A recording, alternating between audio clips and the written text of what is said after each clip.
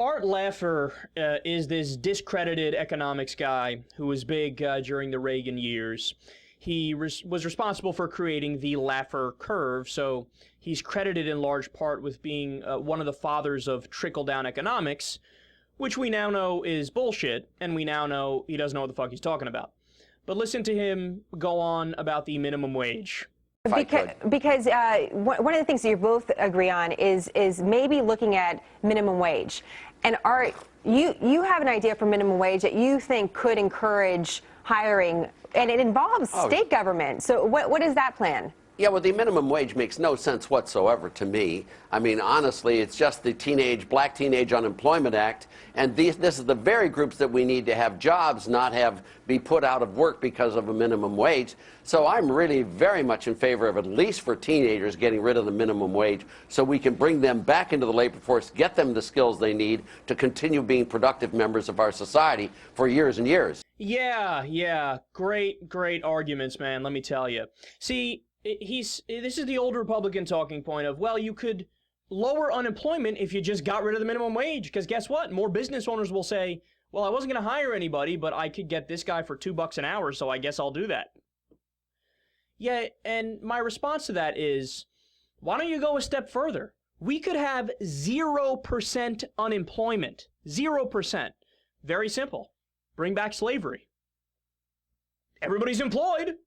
Just some people make nothing. Why not bring that back? I mean, that's the argument they're making. They always pretend, whenever it's a minimum wage discussion, they pretend like the unemployment rate is like the best economic indicator of how we're doing as a nation. But that's one of the worst economic indicators. You could have a society where there's 7% unemployment, 8% unemployment, but everybody's doing everybody who has a job is doing really, really well. And you have a good social safety net where people aren't, about to die when they don't have a job. So the unemployment rate is not the best indicator of how you're doing. But what's also striking about this is Republicans don't agree with him. Like your rank and file Republicans, regular people, they don't agree with him. I know because my mother for most of her life voted Republican, and whenever I had, mentioned to her in passing that, yeah, of course, some Republicans want to eliminate the minimum wage, she looked at me like, wait, really? That's crazy. What do you mean? What do they want to turn us into like Bangladesh? And that's really what it is. They want to lower the labor costs so much that we look like, Bangladesh or Botswana or Mexico or something like that, because they don't give a fuck about the workers. They don't care about you. The only people they care about are the business owners who are their buddies that they rub elbows with at the country club.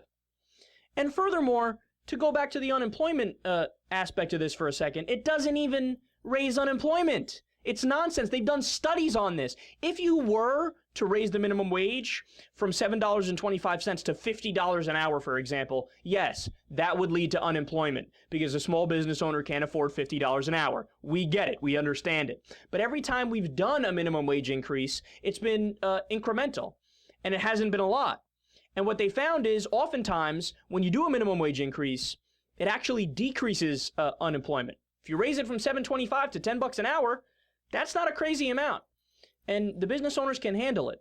And furthermore, if you give people more money who don't have a lot of money, they're going to spend it immediately. If they spend it immediately, that means a higher demand for the economy, which means you're going to need more supply, which means even more jobs are created.